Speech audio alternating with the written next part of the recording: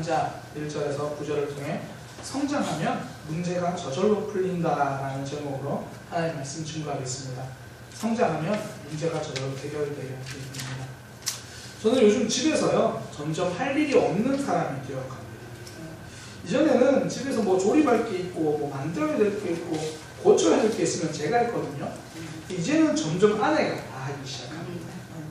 조그만 거 부러지고 하면 이전에는 제가 순간접착제를 이렇게 붙였어요. 아내가 신랑님 이거 좀 붙여주세요 그랬어요. 이제는 아내가 붙입니다. 같이 이렇게 좀 한 9년 정도 살아보니까 아내가 훨씬 잘 만들어요. 그러니까 요즘 표현으로 금손이에요. 금손. 저는 흑손도 아니고 발이 4개. 발이 4개. 이거 가지고 뭘 만들 수가 없어요. 그러니까 제 머릿속에는 굉장히 그림이 있거든요. 만들어 놓고 나면 항상 차이가 나요. 이거 왜 이렇지? 그래서 요즘은 힘써야 되는 일 말고는 거의 아내가 다 고칩니다. 저는 어릴 때부터 그랬던 것 같아요. 뭔가 좀 이상이 있다 그러면 안 되고 그러면 제 힘으로 그걸 해보려고 하다가 절반은 고장내요. 나머지 절반은 부러뜨려요. 조금만 만지면 될 것 같아서 막 하면 안 돼요. 또 힘을 확 줘야 그럼 또 부러져요. 어떨 때는 힘을 줘도 안 돼요. 힘을 너무 주면 또 의도대로 잘 안 돼요. 참 어렵습니다. 근데 고장난 물건만 그런 게 아니라 고장난 삶도 그런 것 같아요. 조금만 달라지면 될 것 같은데 그게 내 힘으로 안 되는 거죠. 내 의도대로 안 되는 겁니다. 그 문제가 없을 때는 잘 몰랐는데 문제가 한번 생기면 여기서 이거만 좀 달라지고 조금만 더 도움이 생기면 될 것 같은데 그게 안 돼요. 잘 안 고쳐지고 방향이 쉽게 수정되지 않습니다. 신앙생활도 그렇죠. 문제는 알잖아요. 문제는 아는데 잘 안 고쳐집니다. 어떻게 하면 된다 뭐 이런 거는 머리로는 아는데 그게 실천이 잘 되지 않습니다. 이럴 때는요 문제와 싸우면 안 됩니다. 싸워서 해결하지 말고 성장해서 해결해야 합니다. 오늘 본문에 이제 고린도 교회에 생긴 문제 계속 이야기하고 있는 거거든요. 교회 안에 분파가 나누어져 가지고 나는 누구 편이다, 나는 누구 편이다 서로 갈등이 생긴 겁니다. 그래서 대표적으로 아볼로, 베드로, 바울 그런 게 있어요. 아볼로 목사님은 말씀을 정말 잘 설명해줘. 아볼로는 말씀에 대해서 굉장히 유능한 사람이었습니다. 말씀을 들으면 쏙쏙 귀에 들어와. 그랬어요. 한쪽에서는 아니야. 그래도 베드로 목사님이 최고지. 베드로 목사님의 간증을 들어봐봐. 오병이어 현장에 내가 있는 것 같아. 베드로 목사님의 설교 중에 가장 좋은 거 그거 알지? 예수님 부인하던 그때. 그거 이야기 들으면 내 죄가 생각내주고 예수님이 다시 요한의 아들 시몬아 네가 나를 사랑하느냐? 그때 이야기하시면 아직도 난 눈물이 나. 베드로 목사님이 최고야. 그래도 우리 교회를 세우는 분은 그래도 바울 목사님이야. 바울 목사님 우리 전도했잖아. 지금도 뜨겁게 복음 전하러 지금 딴 데 가 계시잖아. 바울 목사님이 최고야. 서로 막 그러면서 갈등이 되는 거예요. 이게 어려운 이유가 뭐냐면요. 다 맞는 말이라서 그래요. 교회에서 틀린 이야기 하는 사람들 별로 없습니다. 그러니까 다른 것들 그 주장만 딱 들어보면요. 다 옳아요. 틀린 이야기 하나도 없습니다. 그런데 다 옳은 사람이 여러 명 있으니까 문제인 거예요. 다 옳으니까 사람들이 내가 옳으니까 자연스럽게 상대방이 틀린 사람이 가는 거죠. 그러니까 다 옳아요. 그러니까 문제를 풀어나가기 쉽지 않은 거죠. 고린도 교회도 그래요. 모두 다 틀린 말은 아닙니다. 그러니까 이제 그 문제가 잘 안 풀려요. 서로 갈라지기 시작하는 겁니다. 그때 바울이 고린도 교회 성도들에게 하는 말이 너희가 아직 신앙이 어린아이 같아서 그렇다 이렇게 이야기합니다. 1절을 풀어서 보면 이런 말이에요. 너희에게 믿는 사람다운 모습을 좀 기대하기 힘들다. 영적인 사람처럼 내가 대하기 좀 힘들다. 너희 보면 꼭 육적인 사람들, 안 믿는 사람 같다. 그런데 안 믿는 사람은 아니고 그리스도 안에서 어린아이 같은 믿음이다. 그러니까 그런 거 있잖아요. 믿는 사람이 왜 저렇게 말하지? 믿는 사람이 어떻게 저렇게 행동하지? 둘 중에 하나입니다. 어린아이 신앙이거나 아니면 저 사람은 어린아이 신앙일 리가 없는데 그러면 교회만 다니면서 신앙이 없는 사람이에요. 육적인 사람이에요. 바울은요 고린도 교회를 향해서 신앙이 어려서 그렇다 그렇게 말을 합니다. 우리가 살면서 갈등이 없을 수 없거든요. 문제가 없는 경우 없잖아요. 그런데 고린도 교회는 그것을 이겨내지 못하고요 분쟁으로 발전되고 서로 시기하기 시작했습니다. 넘어졌다는 이야기죠. 문제를 못 풀고 있다는 이야기입니다. 그러면 문제를 풀려면 어린아이 신앙 벗어나야겠죠. 성장하면 문제를 이겨낸다는 거예요. 문제가 생길 때요, 내 힘으로 안 되고 내 의도대로 잘 안 돼요.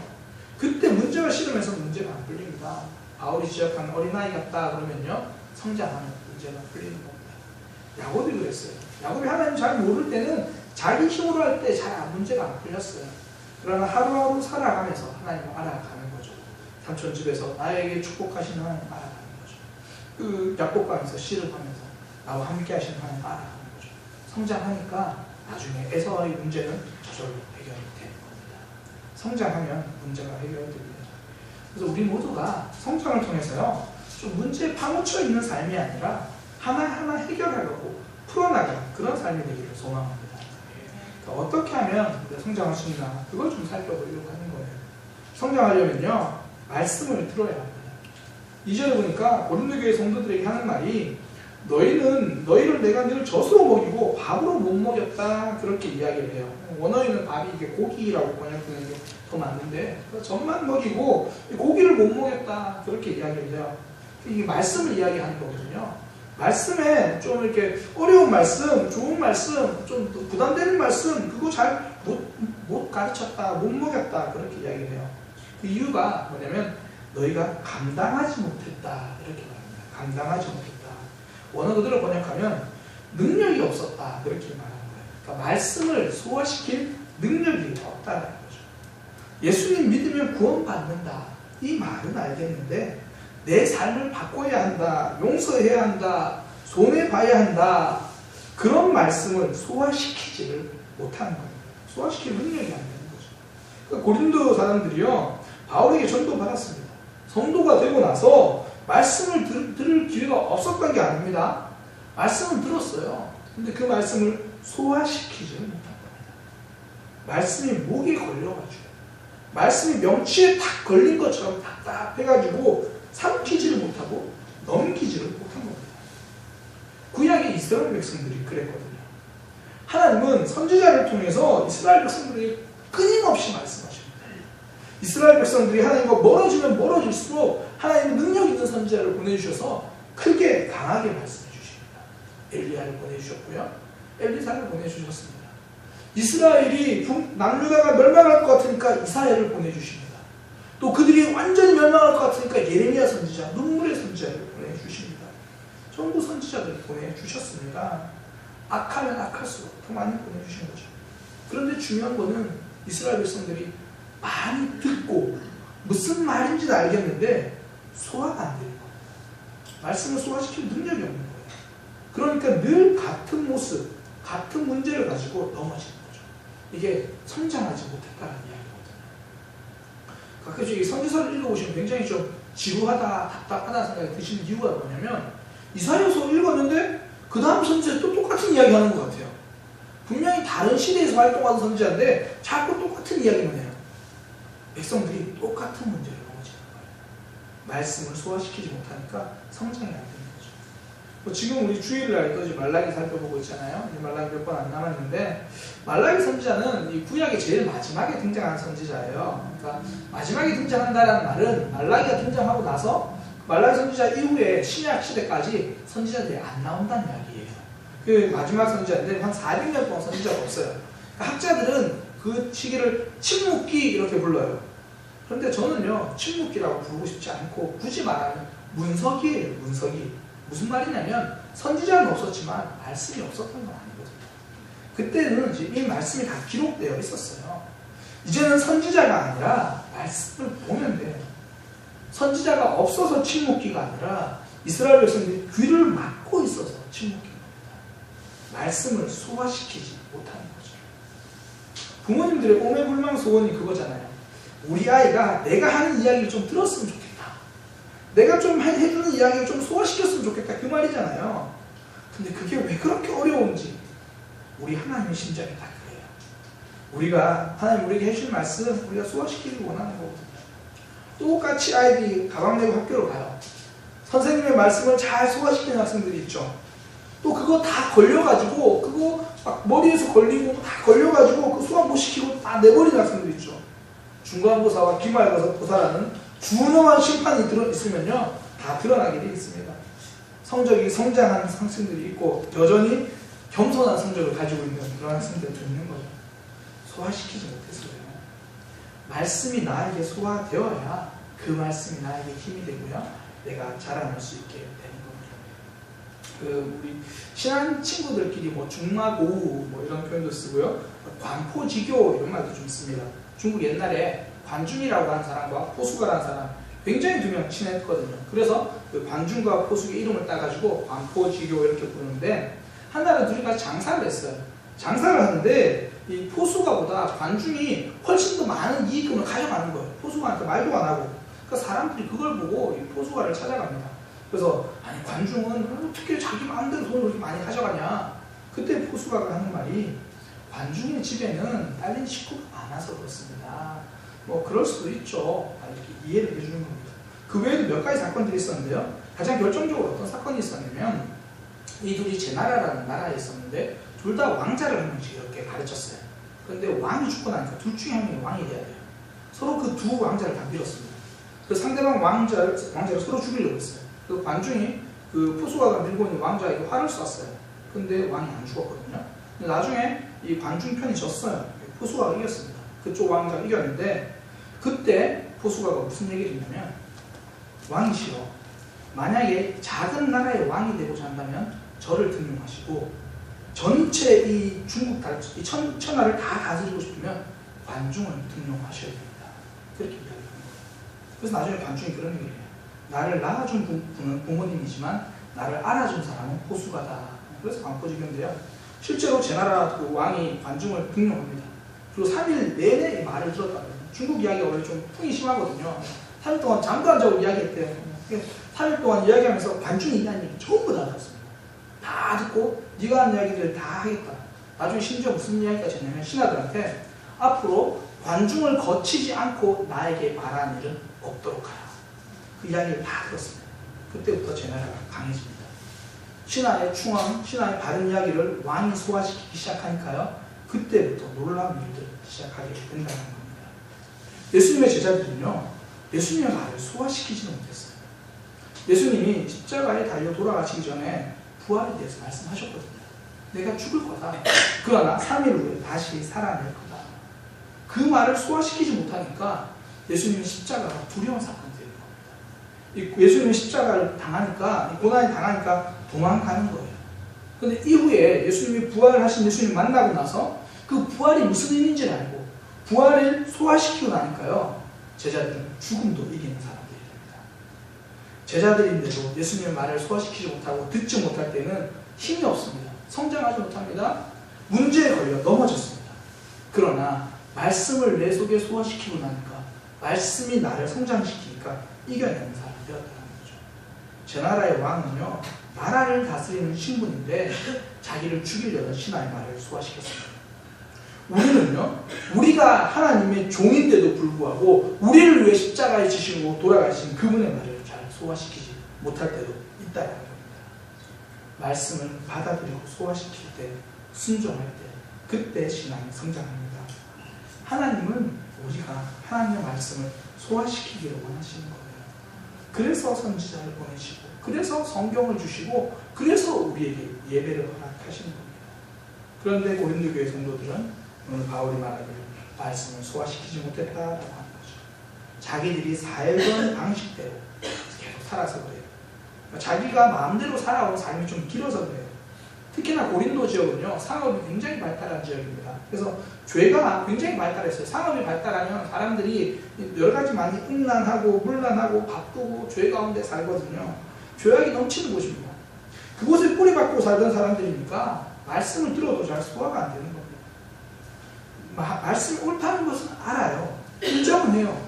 그럼에도 불구하고 지금까지 내가 겪어온 삶, 지금까지 내가 살아온 패턴이 있으니까 말씀이 걸려가지고 넘어가지 못하는 거죠. 내 삶, 내 생각의 뿌리가 깊으면 깊을수록 말씀이 잘 소화가 안 됩니다. 전도하기 가장 힘든 사람이 어떤 사람입니까? 내 생각이 강한 사람이죠. 그러니까 뿌리가 깊이 내려있는 사람. 그런데요, 그런 사람도 한 번 딱 바뀌기 시작하면 놀라운 역사가 일어납니다. 왜 그러냐면 뿌리가 깊이 박혀 있으니까 이건 딱 나오면 중심까지, 완전 뿌리까지 변화되게 되는 거죠. 오랫동안 깊은 뿌리를 내리고 있어서 잘 변화되지 못했던 모습이 있으십니까? 말씀을 제대로 삼키기 시작하시면 중심부터 달라지기 시작한다는 거예요. 가장 대표적인 사람이 바울이잖아요. 내 생각으로 뿌리 깊게 있던 그가 예수님이 딱 내가 너를 사람 사역자로 쓰시겠다 그 말 한마디, 그 말을 소화시키고 나서 바울이 됐잖아요. 삶이 달라졌습니다. 말씀을 소화시키고 나니까 달라지는 사람이 된 거죠. 그럼에도 불구하고 말씀은 우리에게 참 어려운 것 같아요. 말씀을 소화시키고 받아들이기 쉽지 않습니다. 어떻게 해야 이 딱딱한 말씀, 고기 같은 잘 삼킬 수 없는 거 먹을 수 있습니까? 성장하려면 먹어야 되잖아요. 딴 거 없어요. 말씀을 손에 꼭 붙잡고 있는 거, 그 방법밖에 없어요. 계속 씹고 또 씹어야 돼요. 그러다 보면 어느 순간 말씀이 나를 씹습니다. 말씀이 나를 삼키는 역사가 있다는 거죠. 아무리 어려운 책도요 100번 읽으면 이해가 된다고 합니다. 저도 아직 그렇게 읽어본 책은 없는데, 성경도 100번 보지 못했는데, 자꾸 말씀을 씹으면요 결국 그 말씀이 나를 변화시킵니다. 말씀이 소화가 됩니다. 제가 다른 건 몰라도 주일 오전 예배 설교 준비할 때는요 본문을 100번 이상 보려고 노력합니다. 실제로 100번 이상 보고요. 제가 다 그게 소화가 돼야지 그 소화된 말씀을 선포할 수 있더라고요. 근데 우리가 그 말씀 소화가 안 되면 그 말씀 붙들고 살아가시기 바랍니다. 말씀을 많이 들으시고요. 그 말씀이 내 머릿속에 떠나지 않도록 묵상하고 살아가시기 바랍니다. 그러면 성장하게 됩니다. 어느새 문제를 거뜬히 이겨내는 성장의 사람이 된다라는 겁니다. 문제가 풀려지는 것을 보게 됩니다. 성장하기 위해서 필요한 두 번째는요, 하나님만 봐야 한다라는 겁니다. 첫 번째는 말씀을 들어야 한다는 거고요. 두 번째는 하나님을 보아야 한다라는 겁니다. 고린도 교회와 바울의 가장 큰 차이는요, 바울은 하나님을 받고 고린도 교회 성도들은요, 아볼로, 바울, 베드로, 사랑을 받다는 겁니다. 바울은 하나님을 보니까 이런저런 문제가 되지 않아요. 심지어 고난이 와도 문제가 되지 않아요. 하나님 보니까. 성장은요, 하나님 볼 때 성장할 수 있다는 거죠. 우리 흔히 해바라기 이야기 하잖아요. 그래서 교회들에서도 그런 표현들 많이 쓰더라고요. 주바라기. 성도는 주바라기다. 해바라기는 해만 보는 거고, 성도는 주님, 하나님만 본다. 주바라기 신앙 가져야 된다는 겁니다. 다른 거 안 보고요. 하나님 보는 겁니다. 이스라엘 백성들이 부강할 때는 다를 때가 아니었습니다. 하나님 봤을 때입니다. 국력은 약했어요. 그러나 무너지지 않았습니다. 하나님을 보고 있었기 때문에 어떤 어려움이 와도 다 이겨냅니다. 이스라엘 백성들이 광야에 살다가 그 가나안 땅을 점령할 수 있는 힘 딱 하나였어요. 하나님 본 겁니다. 여리고성도 보지 않았고요. 다른 군사적도 보지 않았습니다. 하나님 보고 주바라기 신앙으로 달려간 겁니다. 그때부터 그들의 신앙이 달라지는 거죠. 이스라엘 백성들이 광야 40년 동안 한 건 다른 거 아니에요. 하나님 보는 훈련이에요. 그러면서 신앙이 성장하는 거죠. 그래서 홍해를 건넜던 그들이 요단강도 건너게 되는 겁니다. 신앙이 성장하면 문제는 저절로 풀려요. 근데 이스라엘 백성들이 나라가 무너질 때는 언제냐면 전부 다른 나라에 기웃기웃거릴 때입니다. 선지자들이 많이 책망했던 거 두 개. 너희가 우상 섬기지 마라. 또 하나, 너희가 애굽으로 가지 말고 아수르한테 가지 마라. 외교하지 마라. 그런 이야기입니다. 다른 나라와 사이좋게 지내지 말라 그 말이 아니라 하나님 말고 애굽을 의지하지 마라. 하나님 말고 아수르 의지하지 마라. 그렇게 이야기합니다. 우리의 삶에서 애굽이 얼마나 많습니까? 저 사람 붙잡으면, 저거 붙잡으면 이거 해결될 것 같고, 내 삶에서 이것만 좀, 이 애굽이 살짝만 도와주면 내가 이 문제 열릴 것 같고, 취업 문제 열릴 것 같고, 내 건강 열릴 것 같고, 다 애굽, 아수르 그거 보는 거거든요. 하나님은 우리에게 애굽 보지 말고 주바라기 하라 그렇게 이야기하시는 거예요. 하나님만 봐라 그 얘기를 하는 겁니다. 근데 사람들은요, 하나님을 못 보고 항상 현상을 많이 봅니다. 현상만 보고 판단하면요, 잘못 판단합니다. 갑자기 사람들이 그런 경우 있죠. 덜컥 큰 병이 걸려버리는 경우. 그 이유는 다른 게 아니고요, 현상에 집중해서 그래요. 지금 내가 특별히 몸이 아픈 데가 없거든요. 괜찮거든요. 그러다가 친구 따라 괜히 병원 가서 건강검진 했더니 덜컥 이미 4기, 5기 이렇게 말해버리는 거죠. 현상에 집중하면요, 안에 어떤 문제가 있는지를 잘 못 봅니다. 현상에 집중해서는 안 된다는 거죠. 고린도 교회 성도들은요, 계속 현상에만 집중하고 있는 겁니다. 지금 바울은 자기들 곁에 없고 아볼로가 가르치고 베드로 가끔씩 와서 이야기하고 있고, 그 현상에 집중하니까 하나님이 안 보이고요, 사람만 보이는 겁니다. 우리의 삶에서도 자꾸 우리 집중하게 만드는 현상들은 많습니다. 현상 어렵잖아요. 지금 앞에 있는 문제 안 해결되지 않고, 지금 내 기도 제목 해결되지 않고, 답도 없고, 그럴 때일수록 하나님을 보는 것이 신앙입니다. 그게 예배고요. 그게 기도입니다. 그래서 예배가 무너지면 삶이 무너지고요. 기도하는 입술이 닫히면 삶이 닫히게 되는 겁니다. 성도는 주발하게 할 때, 현상이 아니라 하나님 바라볼 때 성장하게 되는 겁니다. 어떻게 하면 하나님 바라봅니까? 어떻게 하면 하나님께 집중할 수 있습니까? 내 삶에서 하나님이 주신 사명을 발견해야 돼요. 사명이 있는 사람은 집중합니다. 사명이 집중력을 만들어냅니다. 가장 잘 설명할 수 있는 게 부모님이잖아요. 어머니들이잖아요. 나 혼자는 힘들고 어려워서 아우 직장 그만둬버릴까? 그런 생각 들죠? 그러나 집에서 자녀들 있으면 감당하잖아요. 사명 있으면 집중력 생깁니다. 5절부터 9절까지 계속 말하는 게 뭐냐면 아볼로는 무엇이며 바울은 무엇이냐, 그들은 주께서 주신 대로 하는 믿음의 사역자, 믿게 한 사역자들이다. 하나님께 사명받은 사람들이다. 사명받으니까요, 내가 지금 어디로부터 왔다라는 거, 내가 지금 뭐 해야 된다는 거 알고 있는 거예요. 하나님 보는 거죠. 그러니까 나는 심었고 아볼로는 물을 줬으며 오직 하나님만 자라게 하는 거다. 내 사명을 보니까 하나님이 보이는 겁니다. 그러니까 심는 이와 물 주는 이가 다 하나다. 오로지 하나님만 봐라 이야기를 하는 거죠. 그러면서 우리는 하나님과 함께 일하고 있다. 사명자로서 가장 큰 축복, 하나님의 동력자라는 거죠. 9절에 그 이야기 하는 겁니다. 우리는 하나님의 동력자다. 그 생각 가지면요, 하나님께 집중하게 됩니다. 하나님만 바라볼 수 있다는 거죠. 성장하는 시간입니다. 문제는요, 문제와 씨름할 때 풀려지지 않습니다. 성장할 때 풀려집니다. 언제 성장합니까? 말씀을 소화시킬 수 있는 능력이 있어야 됩니다. 말씀을 계속 씹고 또 씹어서 말씀 붙잡고 말씀을 받아들이는 역사가 있기를 소망합니다. 두 번째는 하나님만 바라볼 때 성장합니다. 현상을 보지 말고 하나님 바라보면서 내가 가진 사명 가지고 하나님 붙잡고 달려갈 수 있는 믿음의 성도가 되시기를 소망합니다. 기도하겠습니다. 하나님, 우리 삶에서 여러 가지 문제가 오고 여러 가지 갈등이 있고 여러 가지 분쟁과 시기가 있습니다. 주님, 우리의 삶이 성장하지 못해서 그렇다는 것 다시 한번 깨닫습니다. 성장하는 믿음 되게 하여 주옵소서. 말씀을 받아들이고 하나님께 집중하는 삶이 되도록 인도하여 주옵소서. 예수님의 이름으로 기도드립니다. 아멘.